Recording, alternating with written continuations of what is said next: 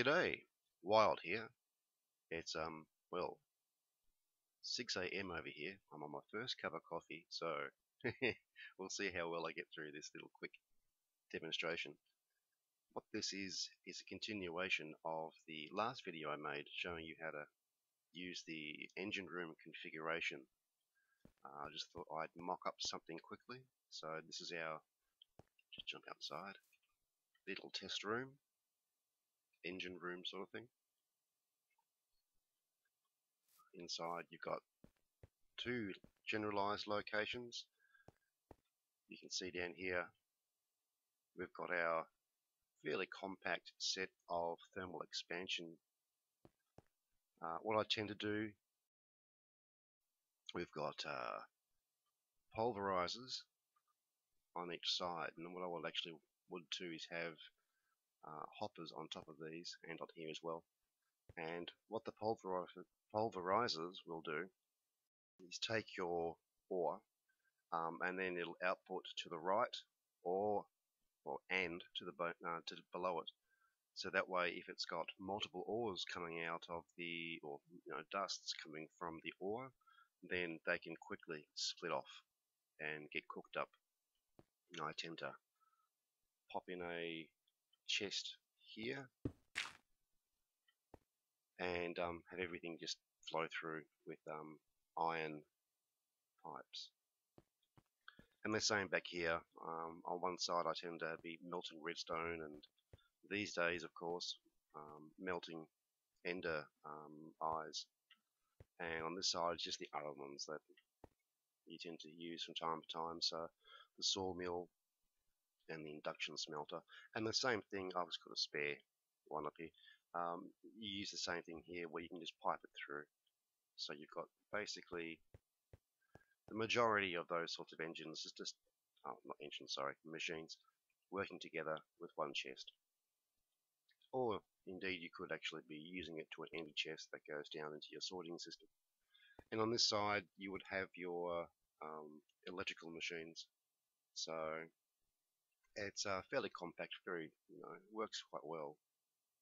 But really the key is, this is the second thing you build, because the first thing is downstairs. So let's take a look at this. This is a fully set up environment using the design I showed. You've got 4 banks, 24 each on each side. So, and these all run via liquid ducts. I'll turn them on. What I do is use a lamp and wire the lamp, and that actually then touches. Give a quick look. That actually touches the liquid ducts. Over in that corner there, I'd have input in and input out. Input out? No, output. Yes, that makes more sense. So that way you're getting lava in all the time, and you're sending out lava as well if you need to any other location. But as you can see, the idea is that you have a lamp so you can see whether or not it's activated. So you've got some control over it. Normally you can just pop down a switch and you're done, but I like having it on the outside because you've got more control. And indeed, a very good point of that is I've already been using these GregTech machines, as you can see here. So at the moment, however, they're not being piped any more energy, any more fuel. So it would potentially use up what's here, and then that would be the end of it.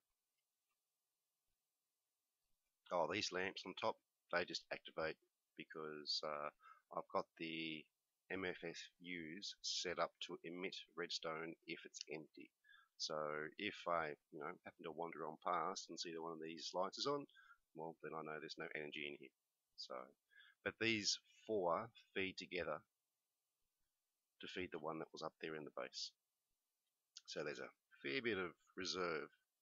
And the same here with the redstone cells. The idea is the same thing. I'll just turn them on.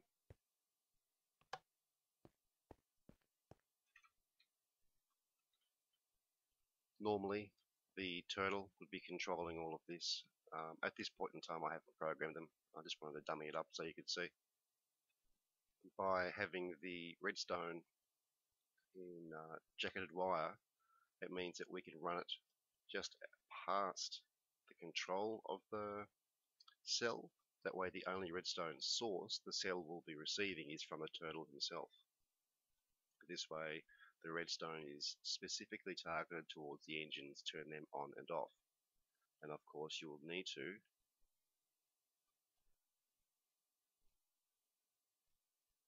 set up here. So you click in here, that way it must get the redstone cell, it must get the redstone signal so that they can actually activate. This all feeds up then into your base, and you can distribute as you wish. What I've done up there is actually really simple. Normally you'd actually have a lot more options up there, including where you place things, your machines, and also where you're placing additional cells. So one of the things that I was doing for a while, and I think I can just quickly show you. If I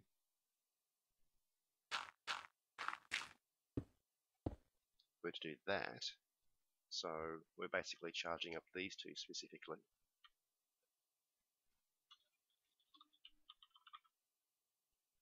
Then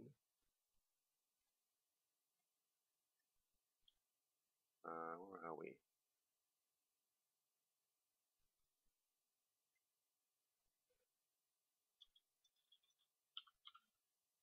Yeah, so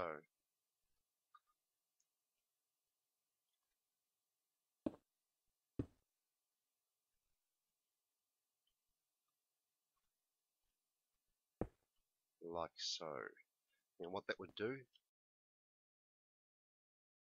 is set it up so we've got energy now being put out by these conductive wooden pipes and then going through this teleport pipe. And because they're coming in both sides, this means that we're getting a full 200 MJs coming out, teleporting out through this pipe. Now, the reason for such a large amount of energy, one of the questions I got was, why would somebody in their own mind want to have this much MJs on tap? Well, by doing it this way, and by doing it here, we've got a steady draw going into those two, so they should always be pretty much full as they're being sucked out from the 4 and the engines. The reason is now we've got 200 on tap that we can now push directly into a quarry that's running somewhere. And with 200 in a quarry, that's a lot of energy. That's pretty much close to its maximum now, and that will rip through the ground damn quick. So that's one way of being able to power your quarry remotely, quickly, and very, very, very quickly actually. Now, of course, this doesn't have a power loss as well, whereas the Tesseract does have a power loss.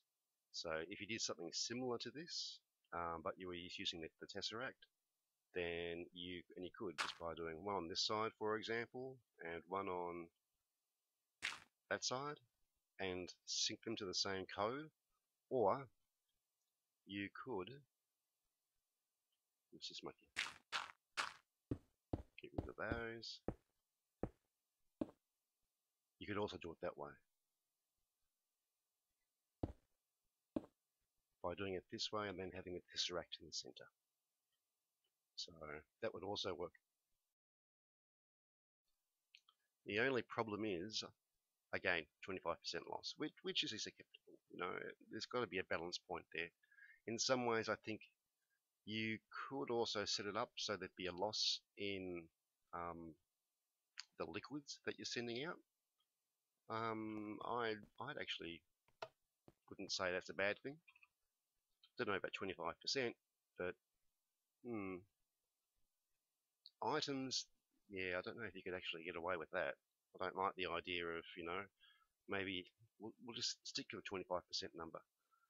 If you were to use an item tesseract, 25% chance that one of your items that you send disappears. No, that wouldn't be good. You'd basically go, that's too much, and you stick to ender chests. So anyway, there you have it. You've got these lovely little Regtech engines.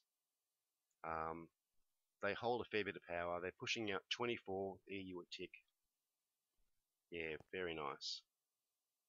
And you've got the same sort of thing, and a fairly significant amount of energy being produced there. So it's an excellent backup system, or even primary system. Although I must admit, these engines here use a lot less lava than the systems over here. The EU tends to really take up the energy, sorry, the fuel quite quickly. But anyway, there you go. That's what the system looks like when it's fully populated. As you can see, it's sitting inside that one little chunk quite nicely. I'll just pop on the loader. As I've said before, the chunk loader I'm using in this instance is the one from Additional Pipes. This is the teleport tether. So press F6 and you get a little demonstration in the world that you can see just where everything is. Apparently from what I've been seeing in Direwolf 20's latest, that chicken chunks will be having a similar sort of, well, actually a bit more than this, but nonetheless a true graphical representation of just how big the chunk loader is and where it touches. So that'll be cool. But yes, all that feeds up into here. Nice and simple. So there you go. Now there was one thing I wanted to test. So whilst I'm here, I'm just going to quickly pause the recording, build the environment for testing, and we'll have a quick look. Okay, so I'll be right back. And we're back. So what we've got is a large amount of lasers. Let me just grab some more redstone.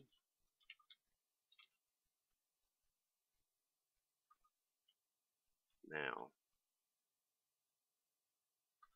what I've got is a silly amount of laser systems set up to the assembler here. We'll just make it dawn as well. And I've got 4 redstone cells. Now this simulates the environment we've got downstairs in our engine room. We've got these 2 set up here, we've got these 2 set up here, but ultimately they're all set up with the same level of distance to each other, to the grid itself. So logic would say they would draw evenly. This is not the case, and I really can't figure out why. So let's go take a look. We'll just make sure everything's set up to max. If you want max draw. I haven't made as many lasers as I could for this room. Mostly in that it's a 5 across here, and I've done a 4x4 on the sides, and there's no roof, which you could quite easily do as well. Could also do a floor, I guess. But here we go. We'll just activate it and let it go through. Look how quick that goes. So it's pulling a fair bit of energy. 207 though. 207. So what I would prefer, what I would want to happen is it would be pulling about 50 each. And that's not happening. We'll just let it go for a little while just so we can then stop it and take a look at the draw itself.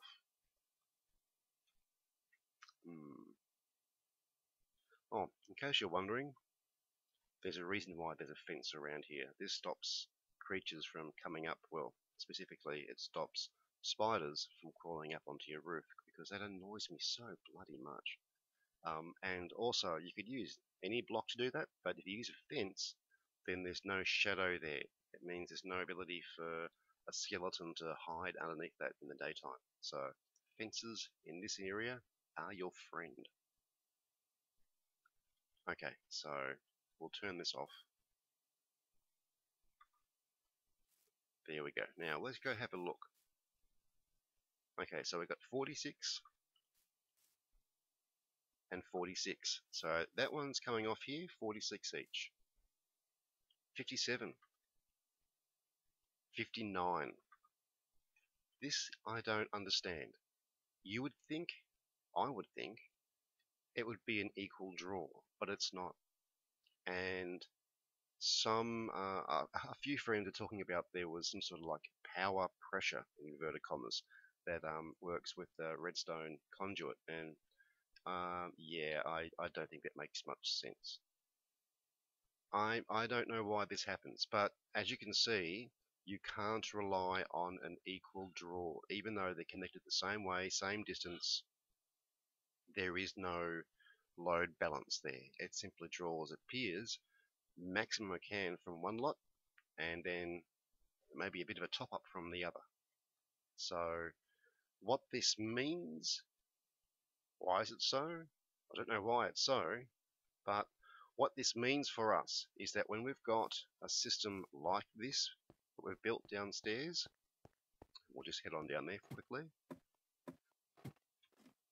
This is why a system like this works well, is because you've got two that will be draining quickly, and you've got two that won't be.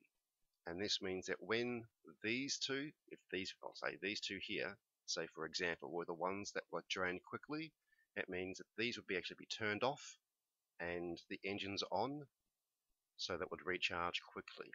And whilst that's happening, you've still got a good amount of energy left in these two. So the load balancing won't occur in the way that it's drawing energy, but it will occur in the way that because one side drains quickly first, the others will catch up and give it to you. So either way, you're going to be having energy. That was the basic design. Because you just can't tell which one's going to drain first, that can help quite a bit. And of course, another thing you can do is you can set one of these to 100, you set one of these to 90, you set one of them to 80, and that way you've always got a staggered amount of draw coming out. That way one will always empty faster, and that way you've always going to be, well, not always, but you will be able to rely on having more energy available at any one time. So there you have it. That's basically the whole system, as you can see. You've still got even got a bit more room here that you can do something with if you felt crazy enough. You could put in another tank, to be honest. So you've got one tank that feeds one lot and one tank that feeds the other lot. And with the amount of fuel that the EU systems use to generate energy, yeah, that's not a bad idea actually. So yes, there you go. I'll finish it up here. I don't think there's much more to say in this instance. Just, yeah, King Lemming, if you're ever watching this video, I really have to ask, why is this so? Why isn't it an equal draw? Anyway, I'll sign off for now, so until the next time, keep on Minecrafting.